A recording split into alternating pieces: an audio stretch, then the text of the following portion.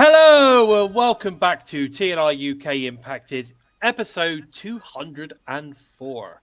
Coming to you live via the Total Non-Stop Impact Network on YouTube and Twitch. And if you listen on the go, then we're also available on SoundCloud, Spotify, iTunes, and wherever you listen to your favorite shows. I am, of course, your host, Bison. And today I am joined by the man coming to us from the void of his own mind, the Joker, Sanity, and of course, hailing from his local nightclub. Of course, we've got Limpster UK is back with us this week. Hey, Craig, how you doing? Oh, finally. Yes, finally. It's good. It's good to be back. Like, stuff all these people that you pay for Wi-Fi and mobiles and stuff like that. It's all a lie. They take your money and they don't provide the service. No, you have been having off. Yeah, that's exactly how I feel when I call them as well. Yeah, exactly. But it looks like you might have it sorted out now. Fingers crossed. Let's see. Let's hopefully not everyone's trying to jump on the Wi-Fi and no one calls me or wants anything. So fingers crossed. Good. Right. Awesome. I noticed that we've got Eric, Mir, and it looks like Barry are already joining us in the chat. So that's good to see you guys. Obviously, interested to see what our take is on Bound for Glory by the sound of it. Oh, yes. And I know that, Joe, you've been catching up on it again today, haven't you? Oh, I caught off on it last night. I'm fucking hell. It's been amazing. Absolutely, mate. Absolutely. I think it was a top-notch show. Another sellout for TNA, which I believe was just over 3K. But it looked like it was, from some of the stuff I saw, standing room only at some places. Yeah, it was incredible. It's the 5th consecutive sold-out pay-per-view of the year. Yep. All 3 days are completely sold out. So I think it's the third event that's got all 3 days completely sold out. But the actual main pay-per-view itself was sold out. It must have been the 5th one since the one before Summerversary. Yeah. I mean, to be fair, Summerversary was a sellout. Yeah. And then apparently the highest grossing show was the one. It was Victory Road. And now Bound for Glory surpassed that.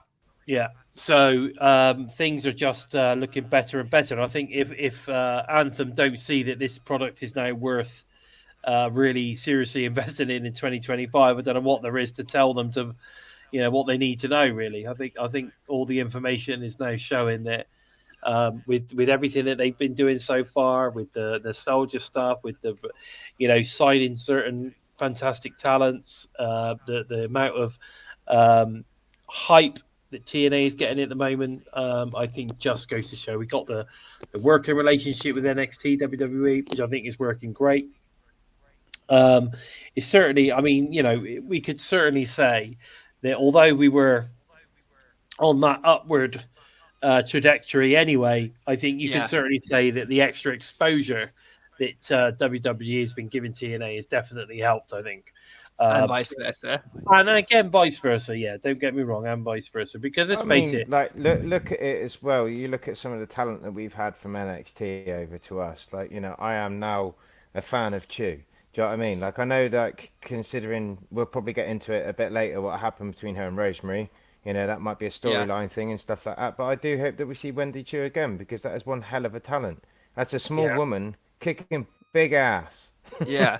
And she's she's class. And some of the other talents that we've had, Tatum Paxley and stuff like that. I was a write-off with Tatum Paxley. I was just like, oh, it's just a Rosemary wannabe and stuff like that. Came in, owned the ring, and just made it her own, and then walked out and left people wanting more. So I think it's a two-way thing, but also with recent dirt sheets and that trying to stir it up, I don't believe for a second anything to do with that AJ Styles. AJ's put a statement out about that. It was his decision not to go into the Hall of Fame. He's as far as he's concerned, he's still an active wrestler, and until he's officially retired from wrestling, that's when he'll accept an invitation. It's the same thing as what James Storm said, basically. Yeah, I think I like, agree you've with got to that. I respect the agree. fact that they Yeah, are still I agree going. with You it. know, it's yeah, it's just the way that, like, you know, if people, I think one thing that I do frown upon is the fact that, like, who would not want to be an active legend? Do you know what I mean? Like, you know, he's a legend in his own right, but if he wants to Yeah. wait till he retires, then fair enough. But just the dirt sheets going, oh yeah, WWE said no. Really? I don't think that that's the case.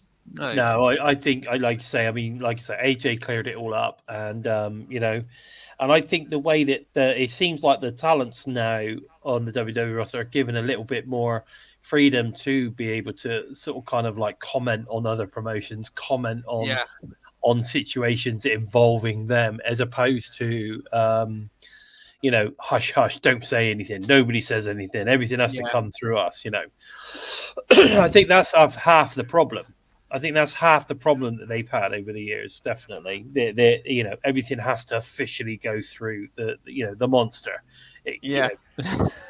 know, so people feel like actually, you know, they control their talents completely, and do you know what I mean? Yeah. Yeah, definitely. Yeah. Paul Matthewson, I absolutely think Soul Rocker is fantastic. Yeah. Nice to see Gibster, by the way.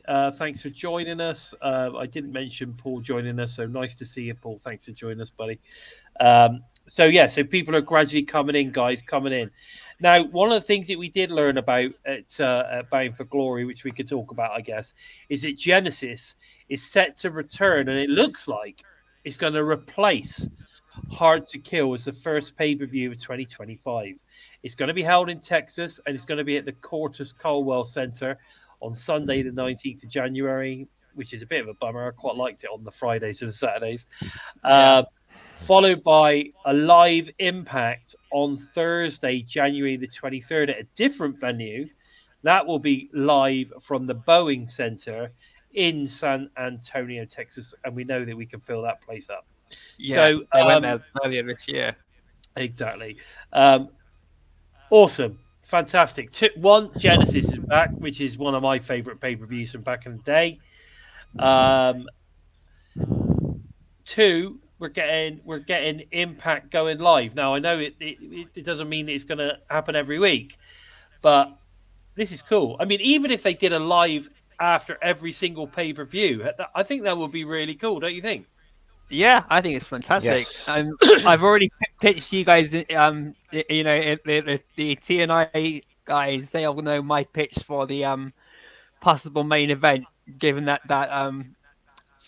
Genesis is going to be held in Texas. So I want your guys' thoughts on this. Do you think it will be John Layfield versus Nick Nemeth? I don't know. Maybe. I'm not sure he's an in-ring performer at the minute. His I'm not sure on is the history in the WWE, to be fair, because I was never Dolphin with the Ziggler. I had no idea really what he done or anything like But that. he's before he came to TNA. he's nickeling with the Nemeth. Yeah, and is he gonna lay down with the John? Oh yeah, I could see it In a field. The way everything that match ended, something just twigged there that maybe the main event at Genesis, as it's intense, could be a burn dance. Yeah. Oh my god. What do you reckon? Well, I don't know. A burn dance match. I think that maybe we could have a special guest referee, some certain guy called, I don't know, what's his name? Is it Joe Hendry? Yeah, special guest referee. It would be good. It would be good. It could be. We'll have to wait and see on that one. But obviously, they've got to get their own back on Kaz as well at the moment, I think. Yeah. It's so many different angles spun from the end of that match. So, but John Layfield versus Nick Nemeth just crossed my mind as soon as I saw that Genesis was going to be in Texas. Yeah, I mean it's interesting. I'm gonna. I mean, I don't want to talk about the results yet because we're doing a review, so we'll talk about the results when we get to them. But JBL is the guardian of pro wrestling. He signed to a Legends deal with the WWE, so that's interesting. because he's on the Legends deal, does that mean he would have to get permission to go elsewhere? I don't know. He does want to end his career not with at the moment. The last big thing that everyone knows about what he's done is some stuff he did with Baron Corbin, and he said in an interview when they were questioning what's he doing with Nick Nemeth going around AAA and that, he said one of the things I want to do is to not end my career with it being everything I've done with Baron Corbin being the last thing I've done. So I think he's looking to go out, maybe come, because he's also come back. He's cleared now to wrestle after some Surgery. and stuff. Yeah, after some Okay. surgery and that, so he's cleared to wrestle again. So that also got me thinking that he could be stepping back into the ring for next year, even just for 1 or 2 matches. Okay, fair enough. Now, I'll tell you something else I wanted to talk about quickly. Due to a neck injury at the Impact tapings on Sunday, after BFG, Chris Bay has had surgery at a hospital in Detroit. The World of Wrestling has set up a GoFundMe page, as it looks like he could be sidelined for some time while he recovers. Top names from the World of Wrestling, like Adam Copeland, donated 10 grand. Chris Jericho, I think, was a 5 grander. And former TNA President Scott D'Amore also donated $5,000.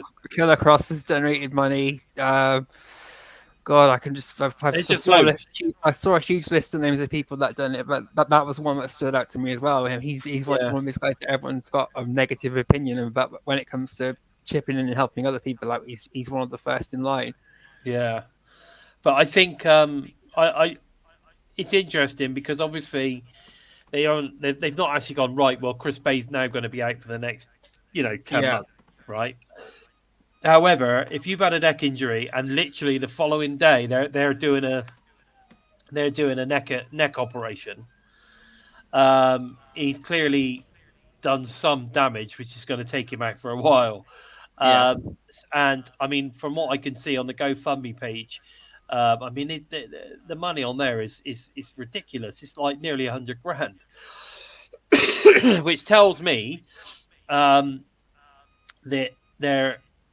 they've obviously not told us 100. I mean, you can understand why someone like Adam Copeland would donate a 10 grand or whatever, because at the end of the day, he knows how he knows exactly a neck injury can be. But I mean, all of the stuff that was coming out from it after neck injury, everything went well. And although they haven't given a rehabilitation time or when how long he's going to be out, etc., no one said that he's done. So that has to be a positive to take out of this. And it's just a shame because I think ABC were on the verge of sort of going massive, because I think this whole build with the Hardys and everything else, the Hardys, blah, blah, I think the whole thing was to eventually put over ABC. At Genesis, the ABC would beat the Hardys. Or I think the next special coming up, when I think the ABC would have beat the Hardys. That was coming. I'm sure that's what that was all about, and now, of course, that will have been completely done. I'm gutted for Ace Austin as well. The last year and a half, 2 years he's had with Chris Bay have been absolutely incredible, and now everything they've had planned for him is completely off in a disarray as well. It's just so, oh God, it's just really, really. It's something I've not stopped thinking about since I heard about the injury, and it's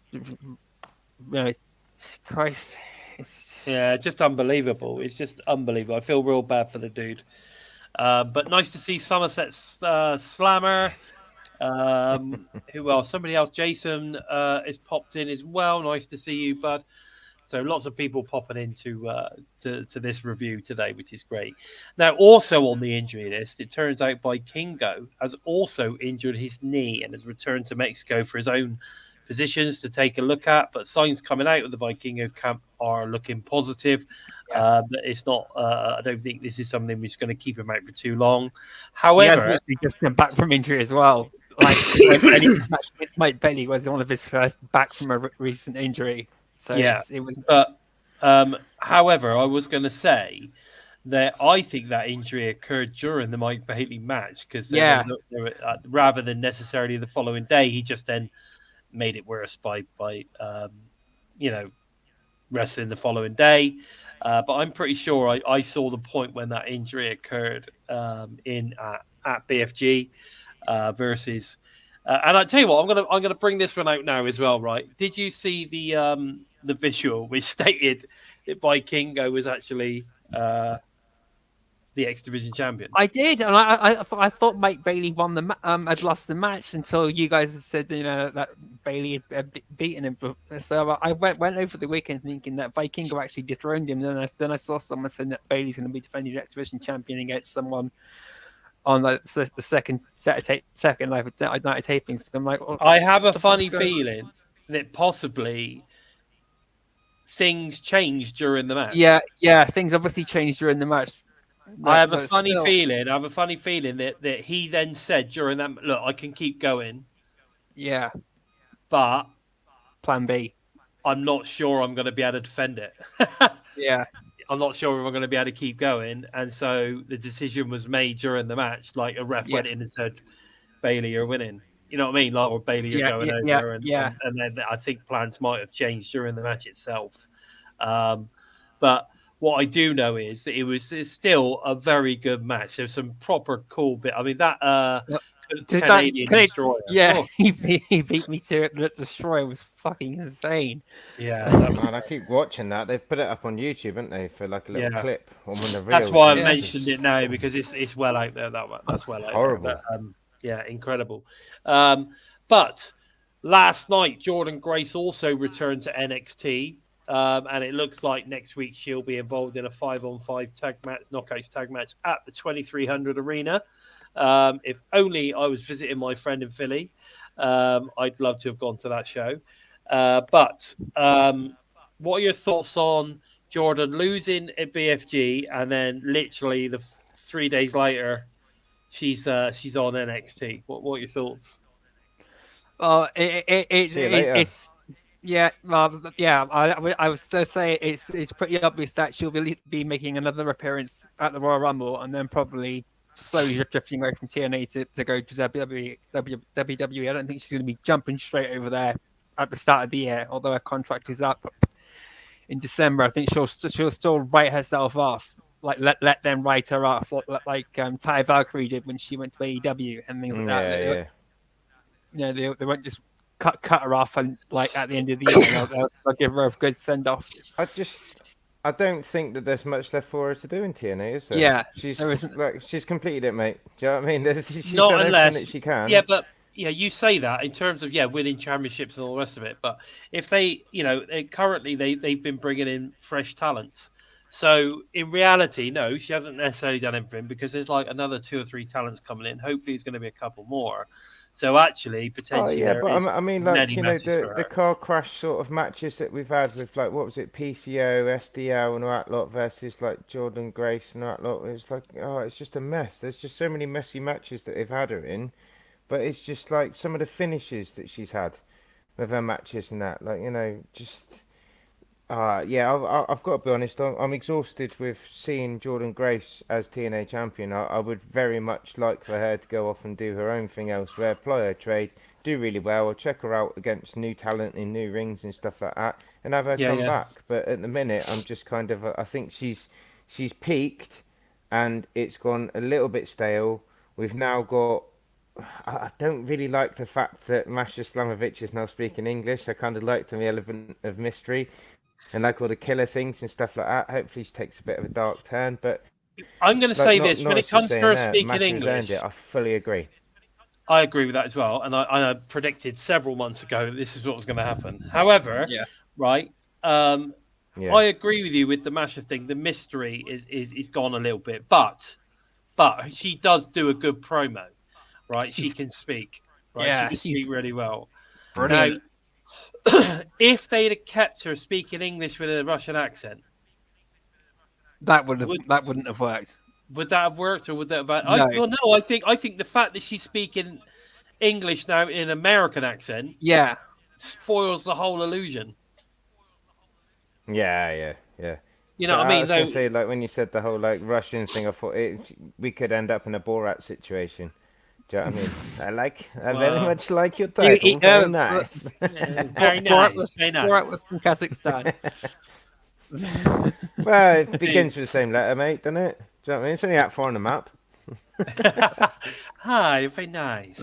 Yeah, Yeah, no. it was nice to see you. Yeah, excellent. Cool shit. Yeah, no. Hey, Courtney, nice to have you Hi, back. Courtney.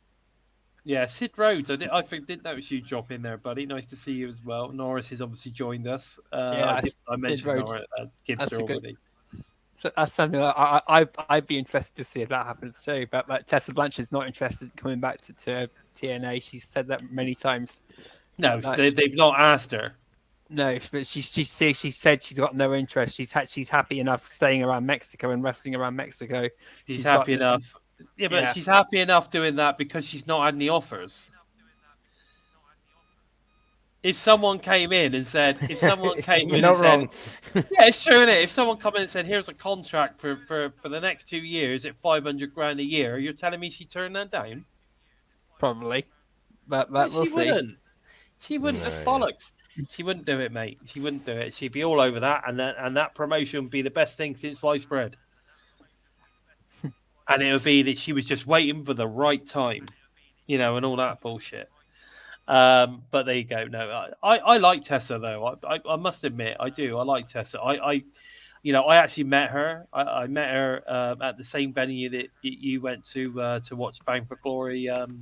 I met her outside that venue. Yeah. And she was lovely. Honestly, she was really, really nice. I had photos taken with her and everything. Unfortunately, I've lost all of my wrestling photos because my phone got damaged, and I lost all that stuff. No! Oh, fucking sucks. Yeah, it does suck because I got loads of really cool. You can get that recovered, mate. You can get it recovered. I will try. I have been trying. I've still got the phone, but the issue is I can't get into it. Oh. Yeah, I'll talk to you about it off air, but to be fair, you could probably send it to me and I could probably put it all onto a USB stick for you. Oh, really? What, all the stuff that's on it? We'll talk about that off air.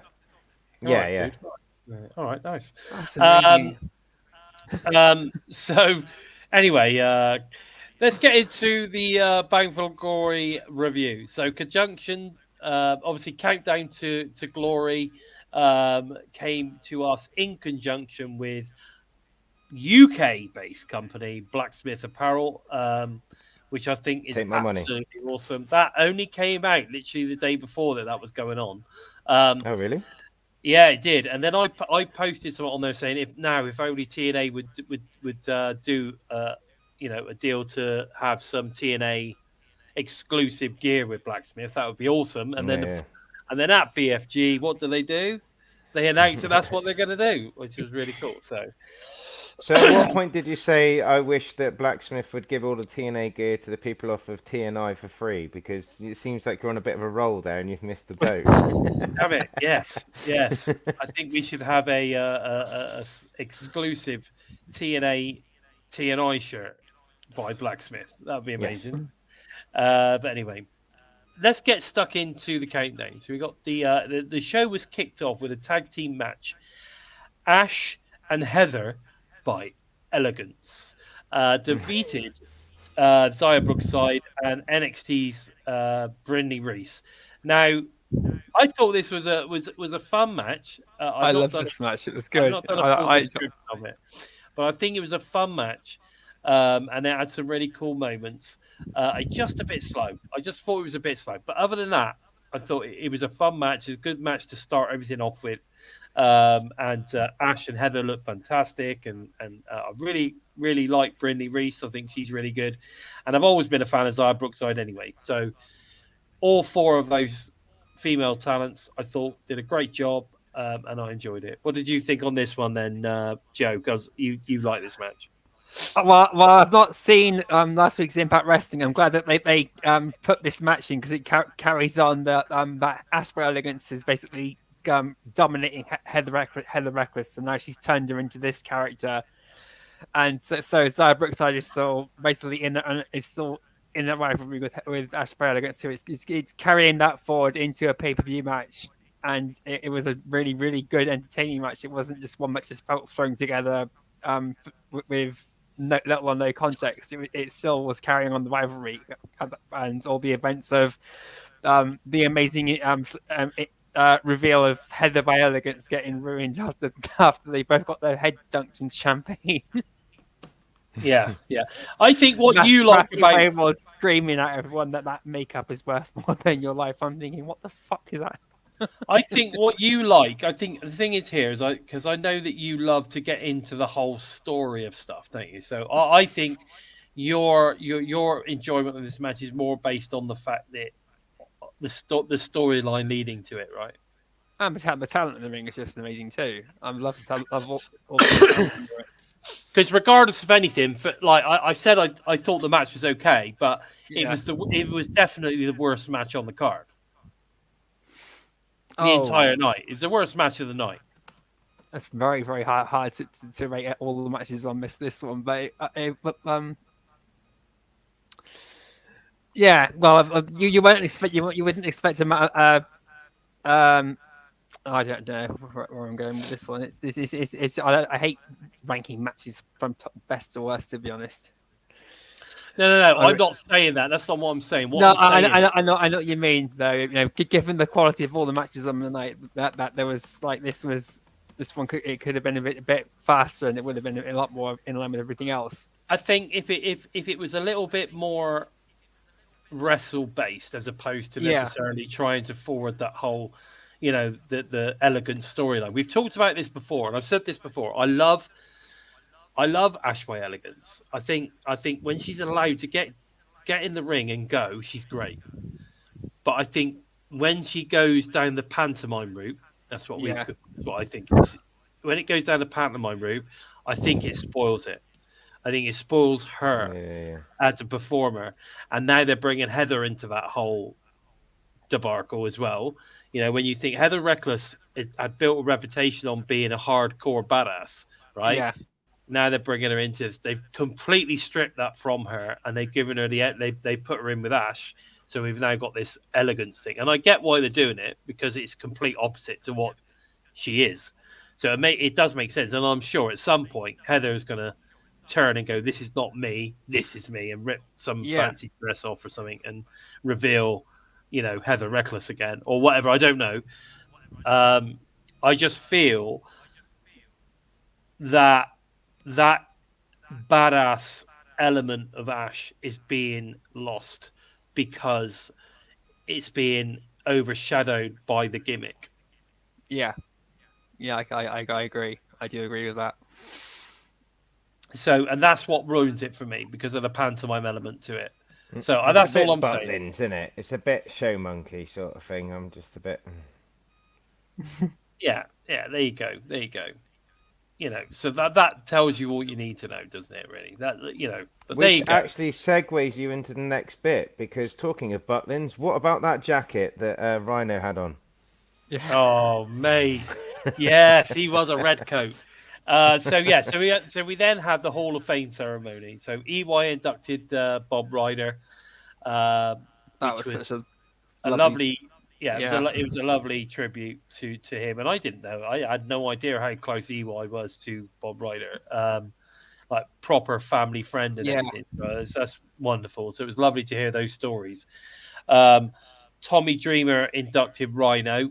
I mean, last year it had to be him, really. I was hoping they might have brought in someone like Raven from last year to induct Rhino. Do you know what I mean? One of his former ECW rivals would have been quite cool. And Tommy could have been there as well. I was the same, man. I thought we were going to get like EC 2.0, the return or something. Do you know what I mean? Just get loaded like or at least Swinger. Just get Swinger down there. Do you know what I mean? Yeah. I love that Rhino gave a shout out to Johnny Swinger. He won't hear it. He doesn't have TV. Do you know what I mean? He doesn't even know what television is yet. Yeah. Yeah, but like you said, it was mentioned in the speech, and I thought it was a lovely speech. Rhino definitely did look like a red coat. Yeah. For all you Americans that have absolutely no idea what we're talking about, in the UK we have a holiday like resort, like it used to be camping and stuff, but it's not anymore, is it? It's sort of like chalets and stuff. Yeah. But like a holiday resort type thing, where you get loads of entertainment and all that kind of stuff or whatever. But the entertainment is sometimes like the people that work there. So they go around helping all the guests and stuff, and they wear these red coats, basically these red jackets, and that's what they're called, the red coats. And that's what Rhino looked like. He looked like a Butlin's red coat. Exactly. Who booked this shit? But I thought it was good. No, I thought it was good, and clearly, his fans is the Detroit fans, absolutely love Rhino. So I thought this was great, and it made a lot of sense. So yeah, there you go. Someone Paul saying he hated Butlins when he was a kid. What about Maclins? Did you like Maclins, Heidi? Hi. Oh God. You don't remember that then? No, I don't. I think I was probably. You don't remember Heidi High? No. I lived in God. Ireland from '89 from '99. So yeah. So I cannot believe you do not remember Heidi High. That was the. Oh, if you remember the TV show, I've heard of that. Yeah, I can remember bits of it, but again, I only remember bits from what I've seen on TV, like when they've shown clips of it. So I'm not. That's it. See, Somerset Slammer's got it. Heidi High, Heidi Ho. There you go. That's it, man. Sue Pollard, Gibster's. I can't believe it's 2024. We're on a TNA show and we're talking about fucking Heidi High. Heidi High. That was Maclin's. They wore blue coats. They were the blue coats, didn't they? They wore the blue coats with the yellow trim.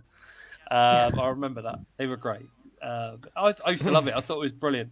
The antics of the blue. We're going to put Slammer and Sue in a cage match by the looks of things. Yeah. Yeah, I think we are. Yeah, Sue Pollard and Slammer. Oh, brilliant. Anyway, you Americans, if you want to see something funny, go and check out Heidi High from back in the day.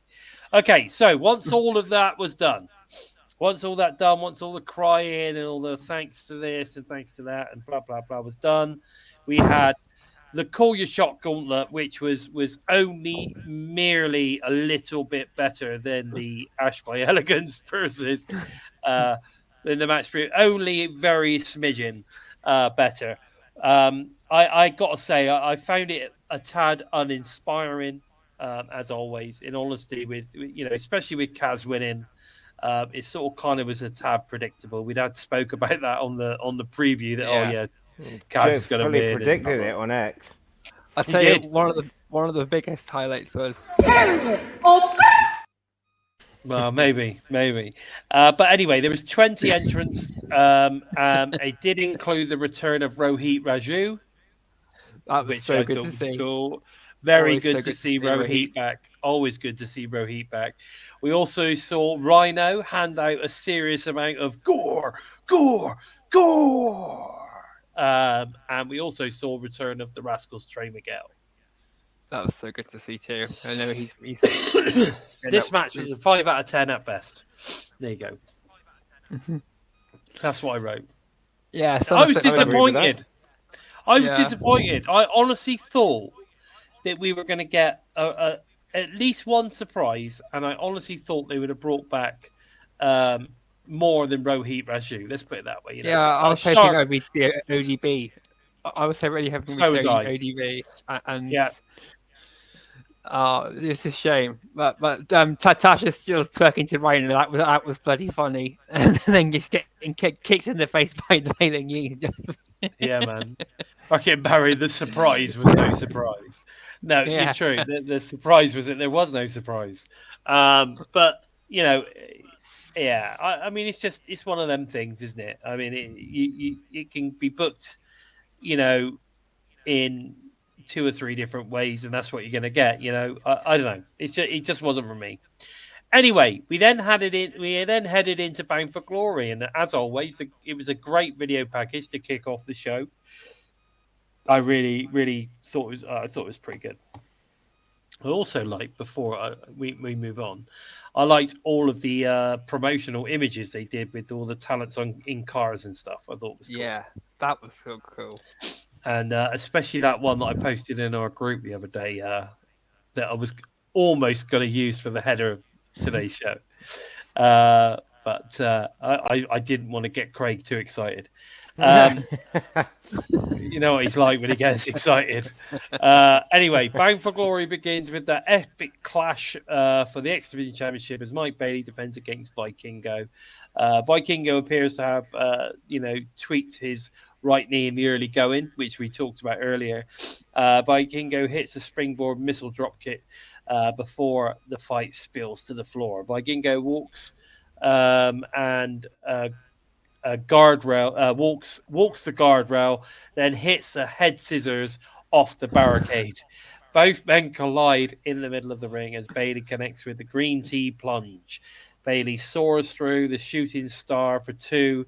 Baily connects with the crane kick, followed by the double knees. Baily hits the ultimate weapon, but it's not enough to keep Vikingo down. Moments later, Vikingo takes out Baily on the floor with a corkscrew moonsault. Wow. Vikingo leaps off the top of the ring post, connecting with a destroyer on the apron. I guess we talked about that earlier.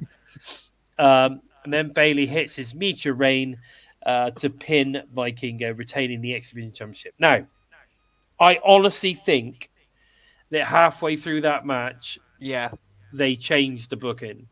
Yeah, I think they had to. Vikingo was hurt during this match. I think he was hurt. I think that they realised in the back, if we put the belt on him, we might not be able to defend it. And plus they could say, "Oh, we could always have a rematch, and he could win it then." You know what I mean? Yeah. You know what I mean? So shame, because I think that does mean that if they were planning on putting it on him, that he was going to be around for a while. Yeah. He was he was scheduled to be sticking around after the Bound for Glory tapings.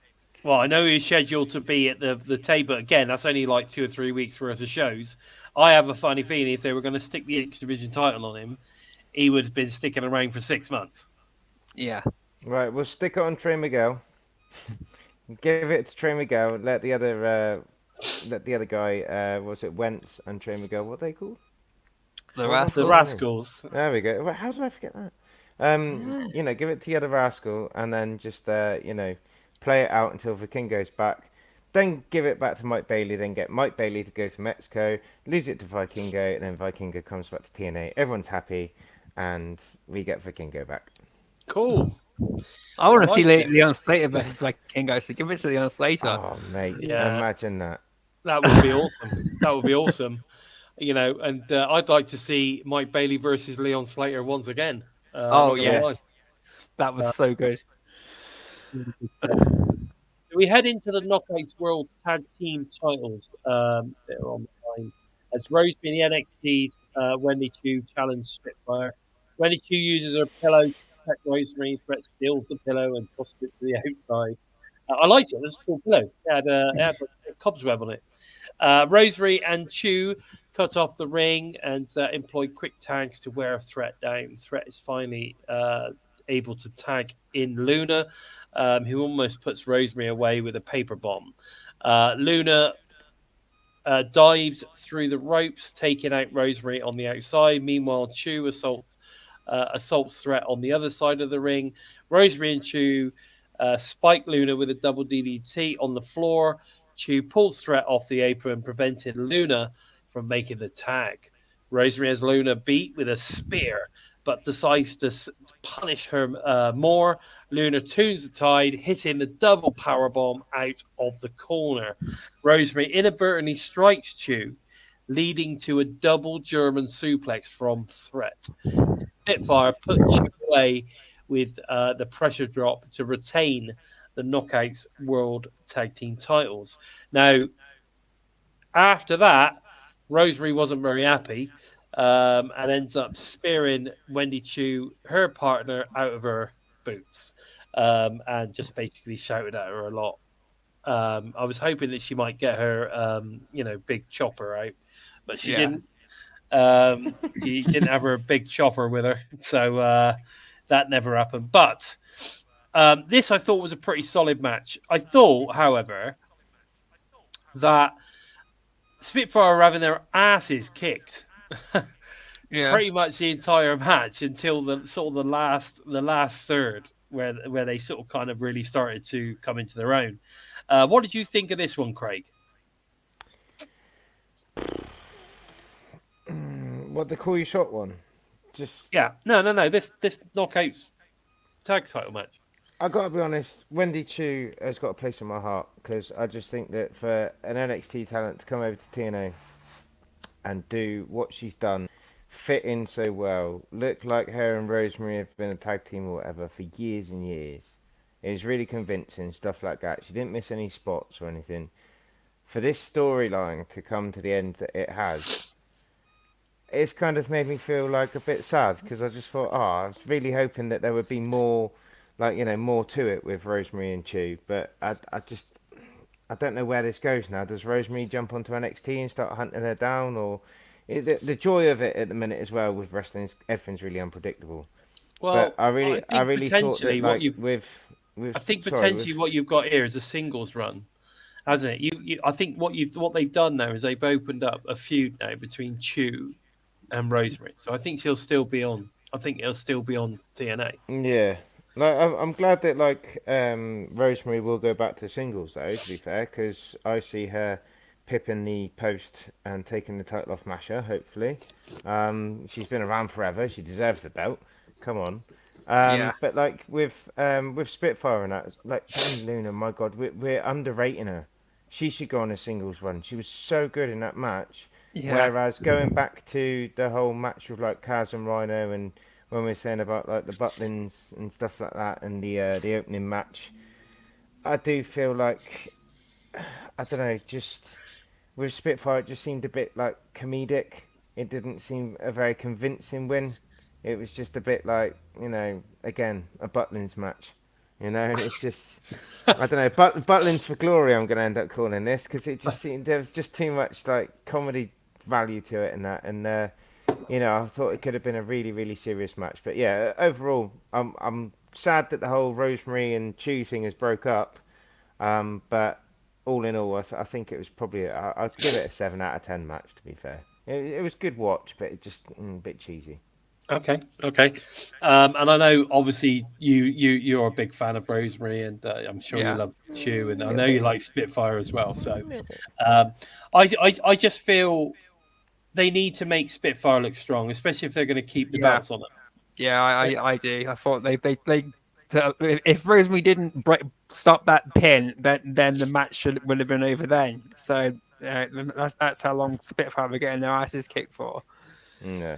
It was a bit. They really were. They were getting their asses kicked for some time. They were getting beat down a bit too much, and then Rosemary decided to suddenly keep the match going, which just then you knew that Spitfire were going to retain.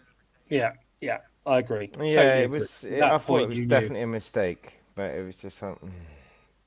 But it is what it is. It is what it is. We then go backstage, and Gia Miller interviews the winner of tonight's Call Your Shot Gauntlet, the King, of course, and the special guest referee for tonight's TNA World Championship match, Frankie Kazarian. And Kaz, he basically vows to raise the hand of the real TNA World Champion tonight.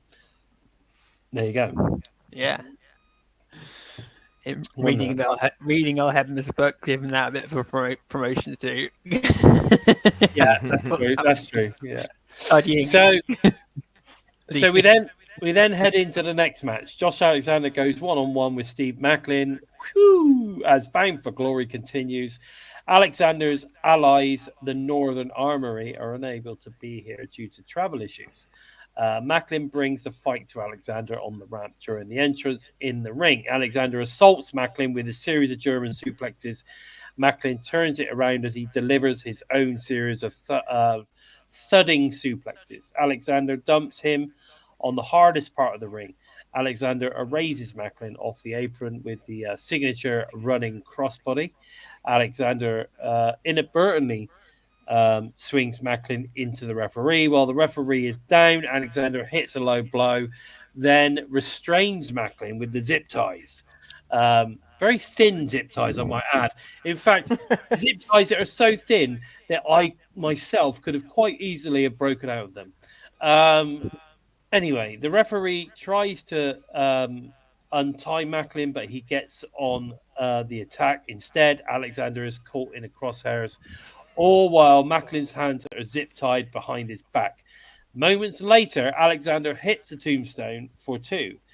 Alexander secures the ankle lock, but he can't tap out Maclin. But he can't tap out. Maclin passes out, awarding the victory to Alexander. So, even though he's the winner of the match, Maclin did not give in. Yeah, I love the storytelling in this match, and this match was great.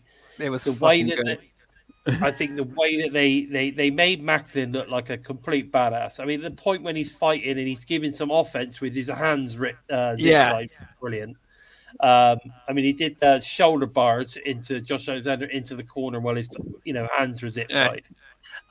This was he did the skid through the bloody ropes with his hands tied behind his back. That was insane. Yeah. How the hell? Yeah, you need to line. I'm guessing you need to line yourself up, with your hands in that before you dive, so you're going to go through it the right way. When I see anyone doing dives like that in general, it's like, how the hell do you guys manage to do that? That's insane. Just that split-second decision of knowing that you've got the right gap to jump through, but to do it with your hands behind your back as well. Yeah.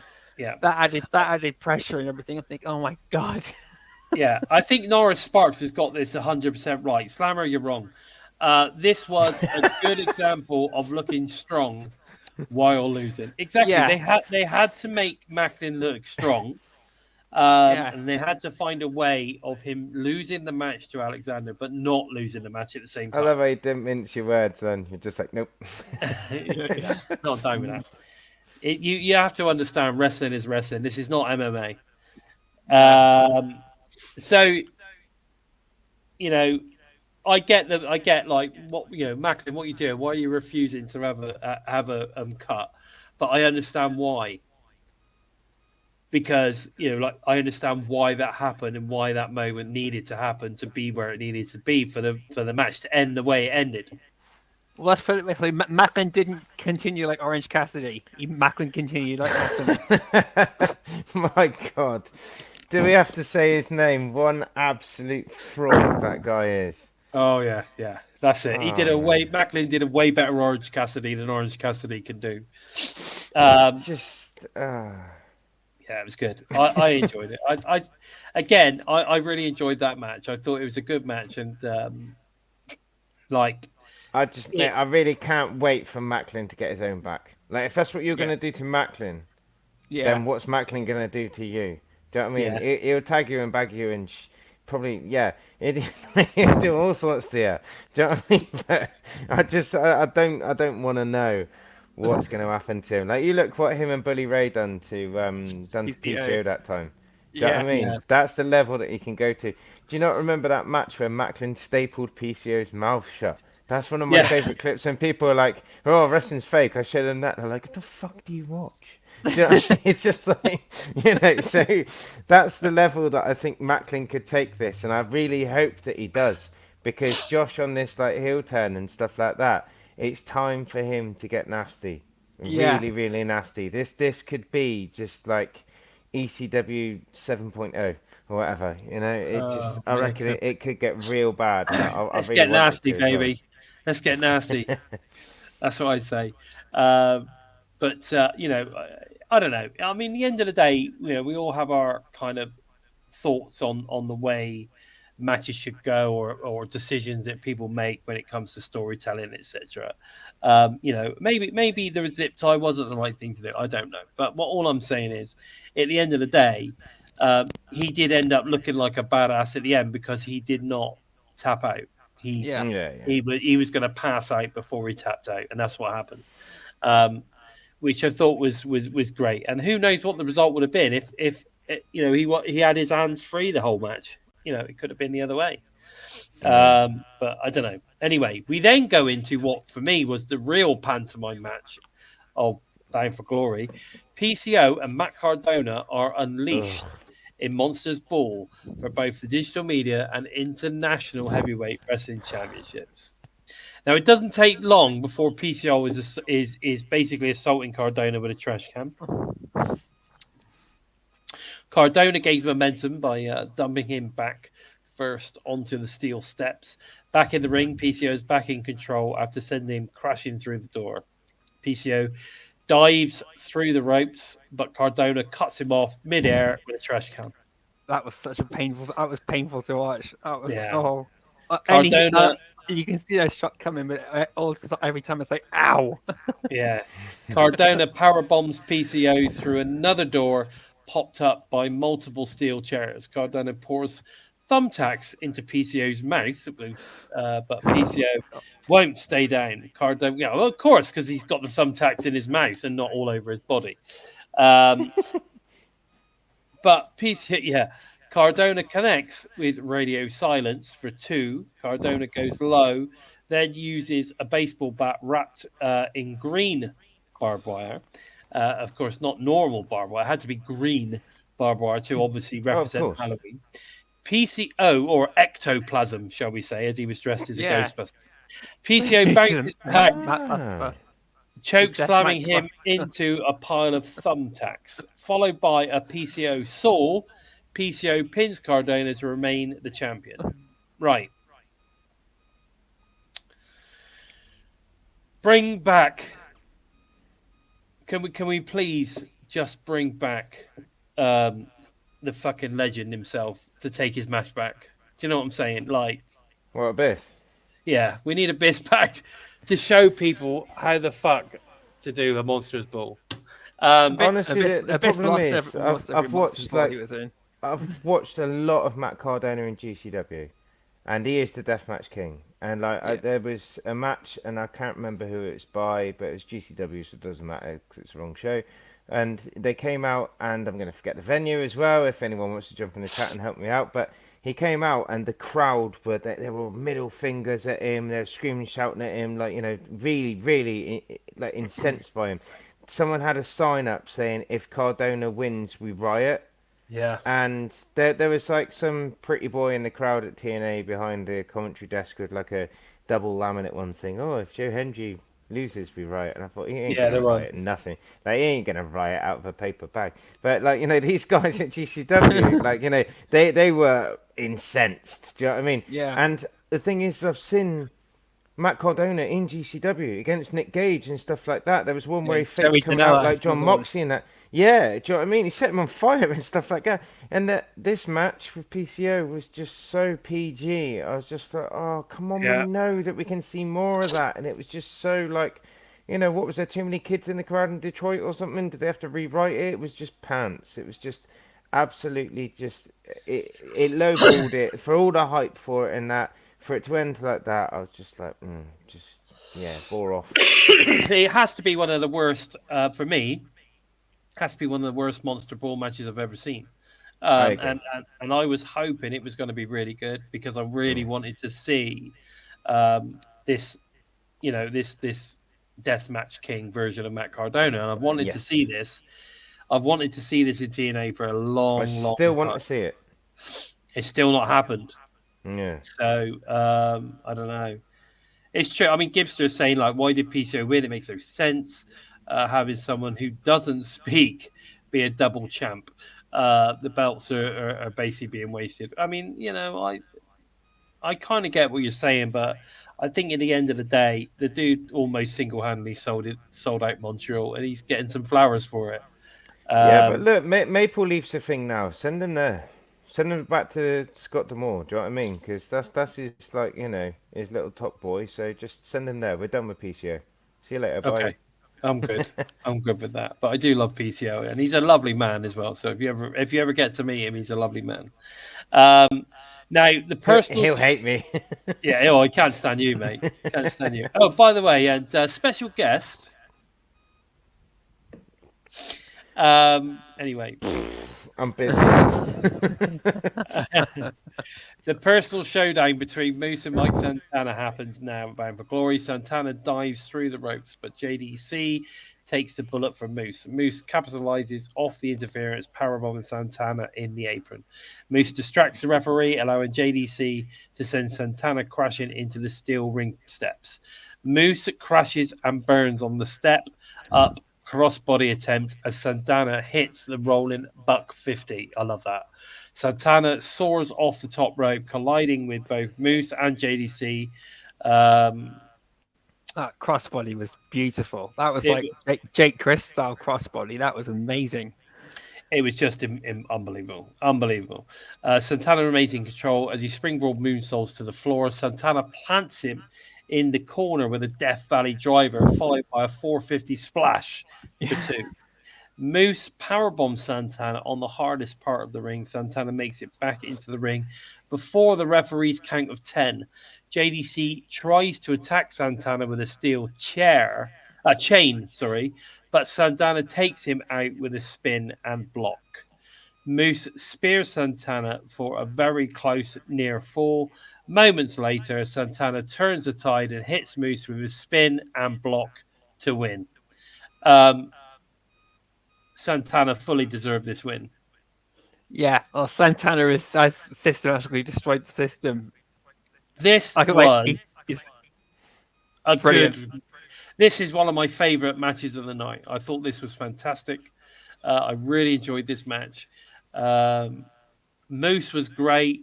It was a minor interference with JDC ringside, which were good. It wasn't crazy interference, but it was just enough. And then eventually Santana gets the win. I'm fully behind Mike Santana right now. I think he's a fantastic talent, and I'm so glad he signed with TNA. What are your thoughts on this one, Craig? I think Santana's got to be a future champ. Got to be a future champ. Like, look at the shape he's in. Look at, the sacrifices that he's made. That other week that he had that match with JDC as well. He's phenomenal. Absolutely phenomenal. Doesn't miss his spot. He's got huge. He's just putting in a power moves. He's still moving around like a cruiserweight, like an X division. He's got everything. And like Gibster says there, imagine the international belt on Santana. That would be cool. Yeah, I'm down with that, Gibbs. Do you know what I mean? And I think this feud with Moose is amazing as well. Like a comment that Moose made that stayed with me. I thought that was that scripted, because Santana looked pissed was when he said he's just a little Puerto Rican from the projects. I thought, fuck man, that's low. That's real. He must have passed that. Can I say this? Out there, because the way Santana was, I looked and I thought, you just seen him flare up. I thought that's either excellent acting or he's genuinely pissed off. There was, I won't lie, there was a couple of times in that match where I know people say, it's predetermined and blah blah blah and all that. There's a couple punches and moves and stuff in that match where they didn't pull them. They were genuinely smacking the hell out of each other.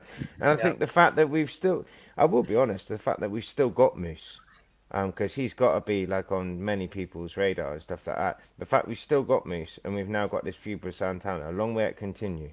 And like Joe said, which I'll end up chewing my words, something about systematically and system.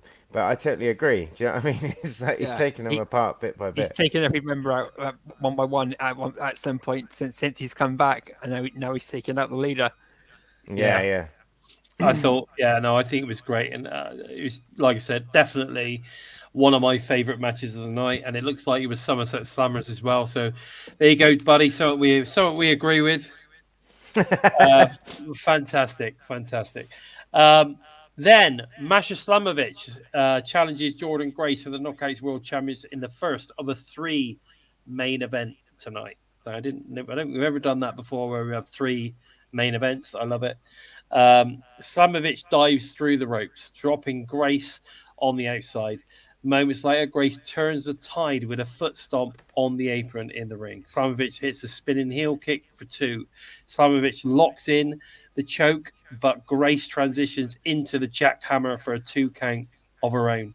Grace hits the Vader bomb out of the corner, but Slamovich rolls out of the way. Slamovich picks Grace off the top with a pair of head scissors, then hits the snowplow for another near fall. Grace pulls out the kryptonite crunch, shades of Jerry Lynn. Slamovich bounces back with a burning hammer, but Grace bridges out before the referee's 3 count. Slamovich kicks out of the Juggernaut driver from Grace, leading to a stretch muffler. Sorry, I said that wrong. Stretch muffler. Yeah. Submission. That out of my laptop. Yeah. Shout out to Stretch Muffer. She stretched her muff. Moments later, Slamovich hits the snowplow of the top rope, followed by a pile driver to win. Masha Slamovich is now the new Knockouts World Champion. Now, there's your best match of the night. This match. I love this match! As predicted by the Bison several months ago, was going to be a badass match. If you want to see 2 talents that have got chemistry in the ring, that was it. And I actually think that match just surpassed the first one 2 years ago at Bound for Glory. It was such a great match. Yeah, I loved it. The best match of the night. I actually agree. Yeah, without doubt. It was a great match, and I loved it.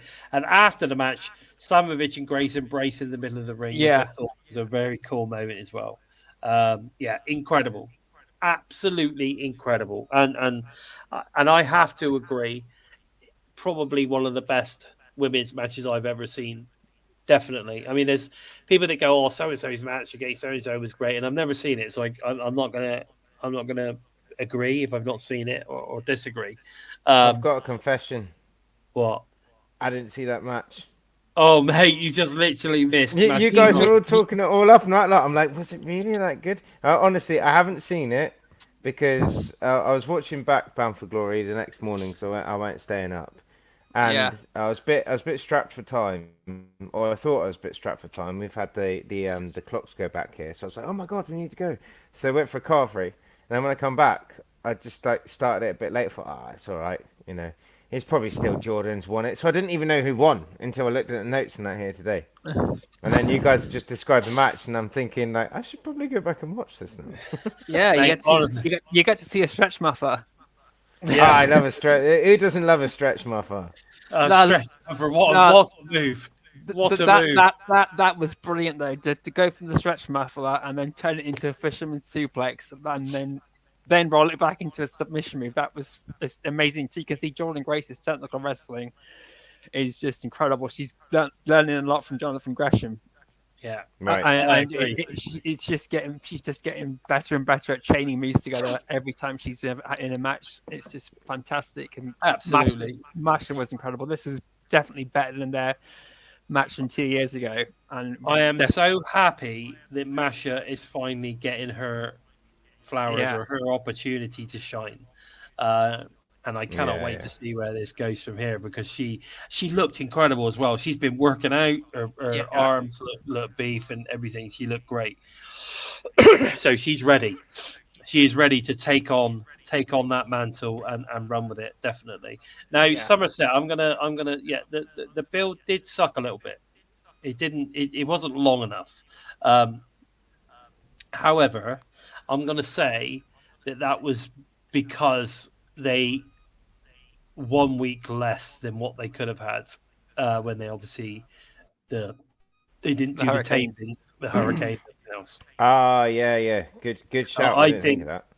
Yeah, I think if they'd ever had that little bit extra time, then it would have been a slightly better build. Yeah, but some of the stuff Jordan Grace had said during her promos in the interviews about Masha, and she's saying she was hoping Masha would come out to face her whenever she did the open challenge, and every time Masha didn't, then she breathed a sigh of relief because she's glad she didn't come out. So things like that, in a way, taunting Masha and goading as well as saying Jordan Grace. She wanted to fight her, but she didn't want to fight her. So this match was like do or die for Jordan Grace. Exactly. Even in her mind, going into this match, she knew that there was a good chance she wasn't going to be walking out as champion. So Yeah, because that she thought knew was how always good there. Masha is. She knew how good Yeah. Masha was. So there you go. But and Melonhead there. He said he can't wait for Kylan King to return and challenge Masha. Yeah. Maybe that'll happen at Genesis. I hope so. Yeah. That would be interesting. Okay, so we then got the second main event. Ace Steel gives Joe Hendry one final pep talk ahead of his TNA World Championship opportunity. It's yours, blah, blah, blah. Yeah, I got that. I got all of that stuff. Anyway, Bound for Glory's triple main event rolls on. Oh, hang on a sec. Sorry. I think I'm... Yes, no, that's correct. Rolls on. Joe Hendry for the TNA World Championship. Frankie Kazarian, who won the Koi Shot Gauntlet earlier tonight, is a special guest referee. Kazarian asserts his authority to both competitors in the early going. Hendry goes for the standing O, but Nemeth counters into a sleeper. Hendry fights free.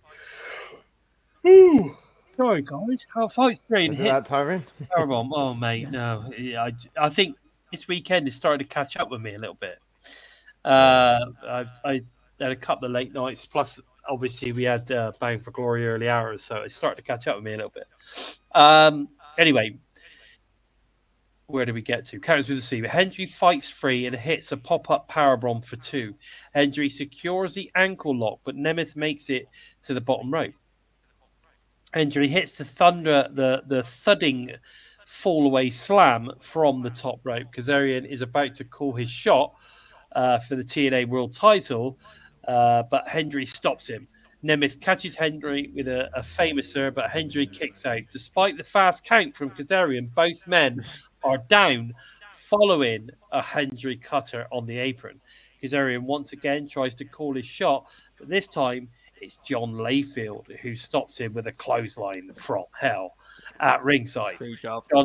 John Layfield delivers a second clothesline from hell to Ryan Nemeth, who hops the guardrail to confront Layfield, but he too gets taken out. Unaware of the interference, Nemeth hits Hendry with a danger zone. Another referee comes to the ring and makes the count, but Hendry kicks out for 2. Nemeth counters a standing ovation into a super kick, followed by the danger zone to retain the TNA World title. Okay. I believe in Joe Hendry. Now, I know that there's a lot of disappointed people out there. Certainly in Detroit, anyway. They were extremely gutted, I think. Oh, yeah, but they were going to be Nick Nemeth because he's from Ohio, so that's just... that's regardless of that, I think a lot of people felt that Joe Hendry was going to get his flowers. However, and I agree with that, Gibster. It was overbooked. There was absolutely no need for Frankie Kazarian. No need. That was a... Yeah, I do. As great as it was to see Kaz in the main event, that's not how I wanted him in the main event. No, honestly, they did not need that. They did not need that at all. I think if they'd have left him out, they could have gone with all the other stuff, and that would have been fine. They did not need... A referee could have still been taken out inadvertently, Exactly. and then Layfield could have come out and done his thing. Exactly. Oh, well, hey, Bill. Yeah, Hello. Bill's joined us. Hello, buddy. Nice to see you. So my thoughts on this, it was slightly overbooked. As I said, there was absolutely no need for Kazarian to be booked in this at all. I mean, you could have had him. You still could have had him involved in this event by maybe doing a bit of commentary or something. He could sat. Because Kaz and commentary is gold. Or they could have had him. Or they could have had him backstage, watching the monitor, like, who's he going to face? He's like, with his trophy, who am I going to call my shot with, or something? I don't know. All right. But because it had so many moving parts, it made it disjointed. Yeah. So you were kind of pulled out of the match. You were kind of pulled out of it, and then it was like, oh yeah, blah, and then you're pulled back in again, and then you're pulled back out again. And so for me, I just felt there was just too many things, and there was also too many things that could go wrong. Like when you overbook something like that, you give it so many moving parts. If you don't quite get it right, it really can go drastically wrong. It didn't. In fairness, it didn't, but it could have. But anyway, Nick Nemeth, I knew was going to win. There's no way that they would have given it to Joe yet, because I just feel that Nick is on a bit of a roll, and they also need, I think, with Joe being such a face, they need to build somebody as a major heel for him to take that belt off them. Right. So this is why we were saying, is Nick Nemeth now got to turn heel? And maybe have Layfield in his corner or whatever, I don't know.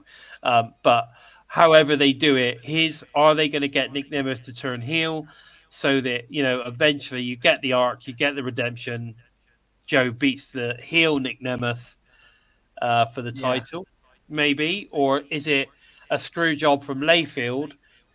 Something gets set up, he screws Nemeth to win the title, and then we get Joe Hendry versus Layfield, who is the ultimate bad guy. Yeah. And he beat. I reckon Layfield beats Nemeth for the title, takes it, and goes 1-on-1 with the Undertaker. WrestleMania. Yeah. Sorry, I had to get that in there. But no, do we really need Layfield as an active member on a roster anywhere? I like what Joe said, I do, I don't know if I can take Nemeth seriously as a heel. Like I say, I never delved. No, it would be like when John Morrison went heel on TNA. It wasn't the same as him being. Yeah, it's not like mean. It's just like an annoying prick. Do you know what I mean? I don't want to watch an annoying prick. Do you know what I mean? Yeah, I want to watch someone like evil. Do you know what I mean? Give it Santana. Santana can do heel. Santana would be an amazing heel. Santana's at the moment. Santana is like Sami Callihan. He's a heel like base character, but he's just right down the middle. Thank you for mentioning that. Actually, I'm really happy. That's twice in the space of a month that I've managed to see Sami Callihan. What are your thoughts on Sami Callihan, Bison? What? What are your thoughts on Sami Callihan being Why is that being just on suddenly come TNA? up? Why is that? He mentioned him, and I know you love him, so I'd love to hear your thoughts on him. In the Call Your Shot, wasn't he? Yeah, he turned up in the Call Your Shot. No, I thought he had a good. His moment with Casey Navarro was fucking brilliant. Yeah, he had some good moments it. in there. He has some good moments in there, but my issue's not with him as a wrestler or as a character. Him as a wrestler and a character are fantastic. I just don't believe he could kick anybody's ass. It's every time Sami Callihan crops up, all I can hear is Scott Steiner, and I just want you to go like, Sami Callihan's a fat ass. Yeah, that's true. That is true. But he has put on some timber. You cannot. Some pictures I've got of Sami when he was like jacked, he looked amazing, and even as the character he is now, if he was a little bit more jacked, he would be more believable as a death machine. Yeah. Yeah. I Right. want Callihan to do a monster's ball against PCO and just end PCO's career. I don't even want the match to end. I just want the lights to go down, the paramedics to be wheeled in with like phone torches because it's that bad. Do you know what I mean? Just end PCO. We don't need him no more. No resuscitation, no nothing. Just write him out permanently. Send him to Maple Leaf, and that'll be it. Yeah, I really do hope so. That would be a good way to finish PCO off. Sami Callihan, like just basically Full Metal Mayhem or some shit like that. Barbed wire match, that would be good. Yeah. Barbed wire, tax, and baseball. Was it Barbed Wire Massacre? Yeah, that's it. Yeah, we need another one. Yeah, there you go. You're right, Gibster. Yeah. Sammy Eddie is another one that's gone a bit, a bit podgy. It's got a bit soft. I think that's what you want. I think that's what we're saying. Dad bods everywhere. Dad bods in TNA. Yeah. But and of course, PCO is like the ultimate dad bod. Left hits out. Yes. The left hip machine. Left it so. But he is good. He is good. Anyway, the TNA World Tag Team Championships is up for grabs, literally as the system defends against ABC and the Hardys in Full Metal Mayhem. It's chaos from the opening bell. As the fight spills into the crowd, Austin launches himself off of the raised seating area, sending Myers through a table. Moments later at ringside, Matt leaps off the top of a ladder, driving Edwards through a table. The Hardys hit Bay with a double team plot twist. Bay delivers a double foot stomp to Matt, causing him to bounce off the steel ladder. Jeff introduced a unique construction ladder into the match, so I don't think we've seen that before. The system, I think that is amazing. new. This is The amazing. system sends the Hardys through a pair of tables with dueling side effects off the apron. ABC hits Mars with a 1-2 sweet onto the steel chair. Bay picks Edwards off the ladder with the art of finesse. Bay is hanging above the ring as Myers spears him down with a huge spear from the ladder. A nice tribute to Edge there. Jeff soars off the top of the ladder with a swanton bomb to Myers into two tables. Alicia Edwards tries to get involved, but Matt takes her out with a twist of fate. The Hardys powerbomb Edwards over the top rope, through the two tables on the outside. The Hardys climb the ladder to retrieve the titles to become the new TNA World Tag Team Champs. Right. Before we talk about the match, Fucking brilliant. How cool was the ring setup? That was fucking brilliant. Man. That was amazing. I loved all of Jeff Hardy's art stuff whenever I see it, but that looked absolutely amazing. Can you imagine how long that must have took him to do all those tables? Yeah. He did the chairs, he did the ring apron. Incredible. It was cool. I'm pretty sure some of that he may have done it like at home or something. He might have done the ring apron before or whatever. I don't know. But the ring apron looked great. They auctioned it off, didn't they? Not yet. No? Or have they? Have they done it already? Have they? It was straight after the show, wasn't it? Yeah, after the show, they had Zaya Brookside and Rosemary with Jim Miller, and they auctioned it all off. What, the whole lot? I'm pretty sure that's what some of it was for. Yeah, they didn't sell the ring mat in one piece, surely. I'm not sure. Right. Might have had a section of it. I don't know. I don't know, but all I know is, mate, that setup was cool. I loved it. Yeah, I thought it was nuts. great. If you looked at the chairs close enough, you can see Jeff Hardy had signed all of them as well. Yeah, I think he'd signed everything. Everything that he'd done, he'd signed everything. Brilliant. That was so good, so great. All those little attention to details. It's just amazing. Yeah, no, it was fantastic. I thought, it was fantastic. Barry saying the ladder match. What's he put? The ladder match was match of the night for me, even if we all knew the result before it started. Watching that, I was still on the edge of my seat from start to finish in that match, and I watched it Bound for Glory last night, but so I'd known the results since Friday, for Saturday, whenever. So I was on the edge of my seat throughout that entire match. Still wow, this is just incredible. Seeing that the Hardys are still showing everyone that they are one of the best in the world, regardless of what time, what era. The fact that they gave the ABC a lot of time against the Hardys in this, despite it being a three-way, was really good. Really putting the ABC over. And the way we took Eddie Edwards out at the end of the match was like it was almost in throwback to how the Wolves beat the Hardys and Team 3D. Yeah, when the Wolves gone, Eddie and Davey smashed Matt Hardy to a table and knocked him out, and then they got the belts from the Hardys. And so it was like a nice twist of fate from and all that from that way. And Matt Hardy getting a twist of fate on the show was really good fun to see too. Much as I love Lish, it was so good to see Matt Hardy get a bit of revenge for Rebecca. That's true. It was, yeah. Good But job. it was a great match. And there was loads of cool spots. I do worry for Matt and Jeff, especially Jeff, because he's beat up. People, I don't think people realise how beat up Jeff is. And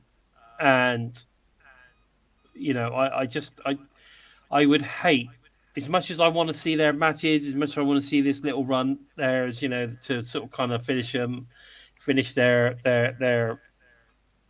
the final year or whatever year or so in wrestling of performing. As much as I want to see that, I would hate them to do a match like this and then like get a major injury, like broken back or some shit like that, and that be how they end their wrestling career. Yeah. I think Mia makes a good point though. Like with Hardy Boys, TNA, and Motor City Machine Guns, WWE. Yeah, it's like a parallel universe. It was so, can we have a crossover? Can we have like both of them putting their titles on the line and then one team takes the lot? No, not title for title, but I'd love to see him just go 2-on-2, just cross promotion, just the Hardys versus the Motor City Machine Guns. That would be just great to see again, to see those guys go at each other. But wow, it was so. Oh god, it'd be amazing. Yeah, I just think I don't know. I just worry for the Hardys. I don't want them to. I really don't want them to hurt themselves. Well, so I'm glad nobody. There is someone from.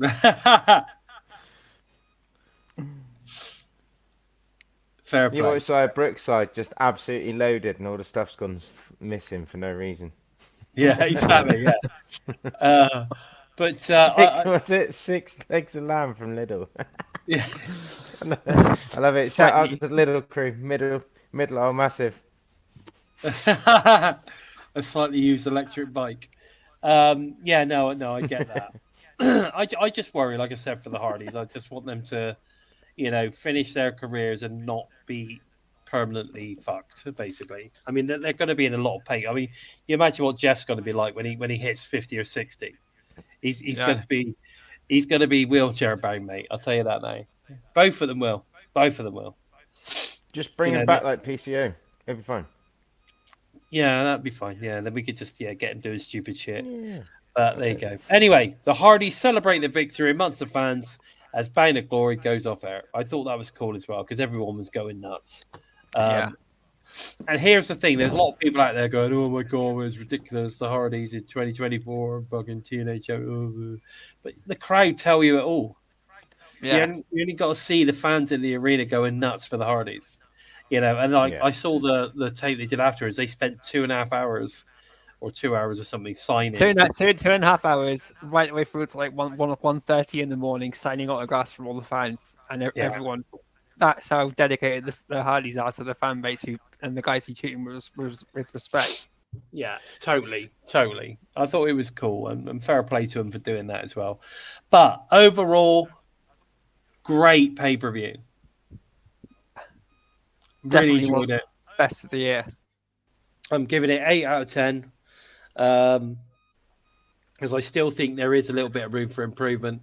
And when you put up visuals like the Vikingo is the X Division champion when he clearly isn't, I think those are silly mistakes. In my opinion, silly mistakes. They shouldn't have done that, or they should have done something to that visual before they put it up. Yeah. Even if it was to put a line through it or something. I don't know. They should have done something. They should have definitely have done something to so that we didn't see that it said that he was the X Division champion. But other than that, I feel like I say, it was just for me the worst match of the card had to be PCO versus Cardona because I don't believe that match filled its potential in a way, shape, or form. So that was my most disappointing match, I think.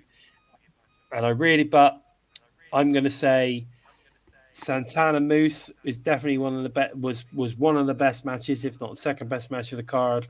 Grace was, for me, the Knockouts title was the best match of the card. And the last match is definitely, I mean, arguably the Knockouts and the Hardys match, like joint best match of the night. Yeah.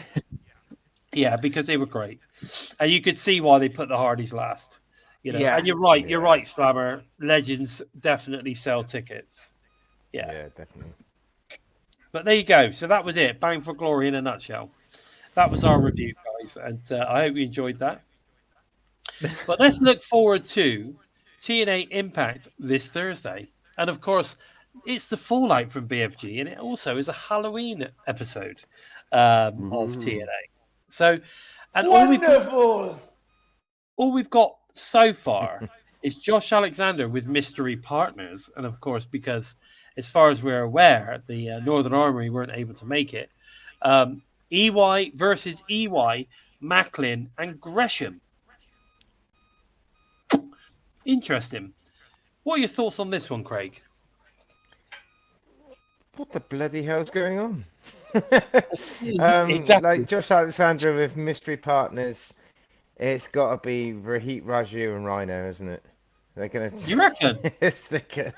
Yeah, probably because it's filmed in the same location, and if you're gonna bring people back, it'll probably be them too, or it might be Rohit Raju and Boopy Googe, because we saw the return of Boopy Googe, didn't we? Yes, that would be great. Boopy Googe, Rohit Raju. Oh man, they'd make a great. No, if Northern Armory are really not there, I can see Hammerstone and Jake something being there as two big heels as well. Oh my god. Imagine And Josh that. Alexander. But let me just throw an idea out there, actually. So if you've got Boopy Googe and you've got Rohit Raju, and you've got, I don't know, who's pretty bad on the thing. All I was thinking is they could bring it back, but they could call it the Desi Shit Squad. The Desi I don't know where my mind's going with that. Yeah, I need like a third person. Yeah, with PCO. Or no. Desi Left Hit Squad. There we go. Anyway, this is for This is There Desi we go. Left Desi Hit Left Hit Squad. Squad. Oh, Shearer, no. thank you, Gibster. Bring back Shearer. Where was Shearer? No, BFG was a 9 out of 10 because there was no Shearer. No, Shearer sucks. I wrote something on X when Shearer. Oh, what? I can't remember what it was. I wrote something on X a while ago, and I literally basically said that Shearer's shit, basically. Right? Yeah. Oh, cheers, buddy. Cheers, buddy. And you don't forget you need to pick your soundbite.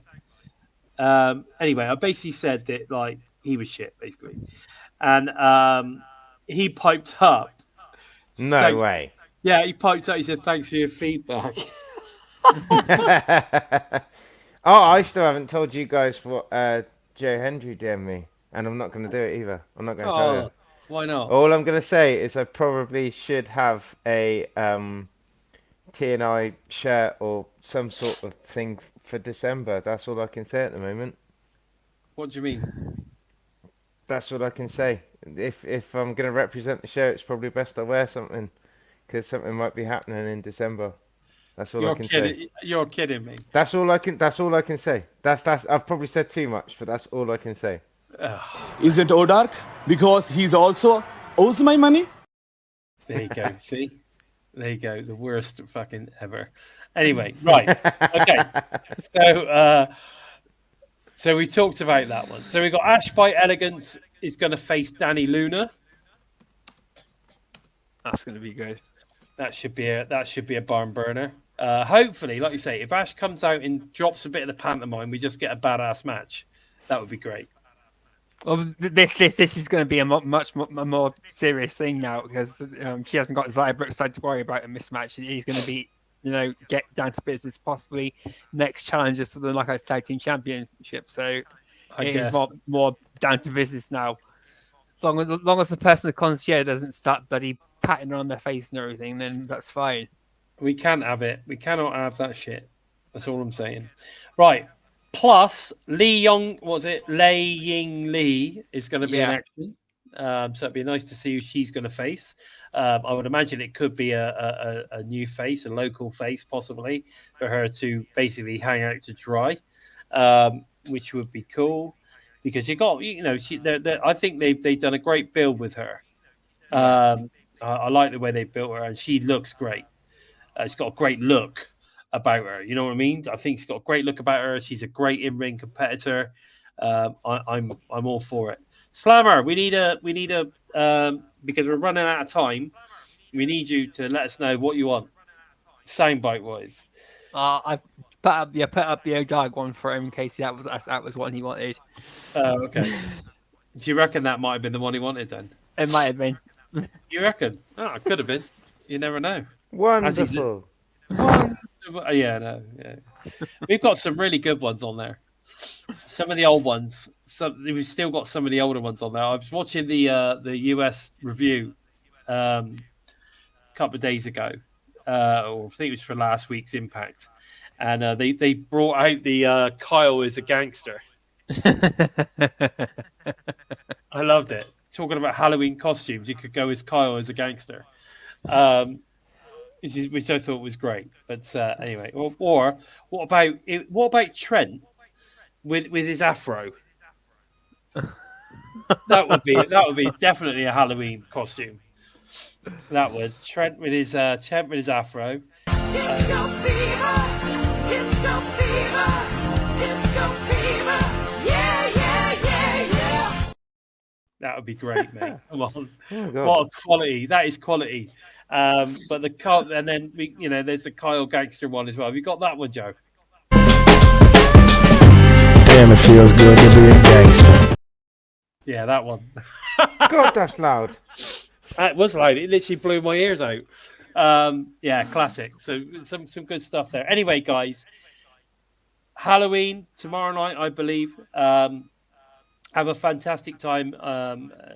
Whatever it is that you're doing, if you go to some parties, feel free to go as the Bison. More than welcome to do that. But with all that said, that's pretty much all we got time for this week. Or it goes Kurt Angle. Now that would be good. Also, if you want to support TNI UK team, please feel free to super sticker us, just like Somerset Slammer did. Or head over to our prowrestlingtees.com/total nonstop impact for some great shirts, or head over to our exclusive Spreadshirt merch store, which of course all the links are below. Are you able to put the link for the Chris Bay? Talking about links, are you able? I'll drop it into the comments after the show. Yeah, for the GoFundMe. Yeah, I'll drop it into the comments. That'd be great. All TNI shows are available to all of you listed on the GoFans via audio and via SoundCloud, Spotify, iTunes, wherever you list your favorite shows. We are there. Where can we find you on the social media, Joe? Oh God, where can we find me? You can jump onto Twitter, look for me there at Joeker Empty Space. You can jump onto Facebook, Twitter, and YouTube. Look for hashtag Empty Space, hashtag Into the Void, or if you fancy to stick your face with Anderson's Humor, hashtag Daily Giggle. But approach with an open mind, you just might keep your sanity. Sanity.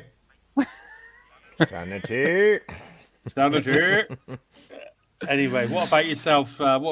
Craig? Where are we going to find you? Other than obviously Ritzy. I am floating around the internet as LimpstarUK, as it says on the blue bit there, just all one word. I'm loving TikTok at the minute, really liking that. I'm on Facebook, I'm on Instagram, and on X, formerly known as Twitter. I'm still Network Stooge because I haven't figured out how to change my name yet, but that's livened up again. So thank you to the new followers and stuff. And yeah, if you see my pinned on X, give it a retweet because I love it. The old Joe Hendry bit in the nightclub, that got a lot more traction than I thought it would have. Honestly, and then it blew up, and I've got loads of weird, strange messages from places, and got one from Joe Hendry. So yeah, that one means a lot. So, but I'll talk to you guys about that off the air. Okay, sounds good. But yeah, so I'm about, mate. I'm everywhere at the minute, and I'm loving all the social media side of things. So get in touch. Okay, sounds good. If you want to follow TNI, there's J-Bone. If you want to follow TNI on the socials, we're pretty much everywhere at We Talk Impact. That's where you'll find us. You can find me at Lord Bison 45 on X, formerly known as Twitter, obviously. And if you want to follow my journey on TikTok, then at Bison by Design is where you'll find me there. I'm doing quite well on there also now. I've actually recently had an influx of follows, so that's really cool. So if that's any of you, I appreciate it. So, let all your friends know that Bison is by design on TikTok. Make sure that you go and check that out. But guys, listen, please take the time to help us out moving up the rankings on YouTube by giving us a thumbs up. And if you're new to us and you like what you see, then please consider hitting that subscribe button. And don't forget to give the bell a tickle, a squeeze, or of course a smash to never miss any of the great content coming out from TNI UK and the US teams. Great TNA related content every single week. With all that said, I've been Bison, and they've been Joker, and of course the Limpster, and this has been episode 204 of Impacted. Take care. Take care, guys.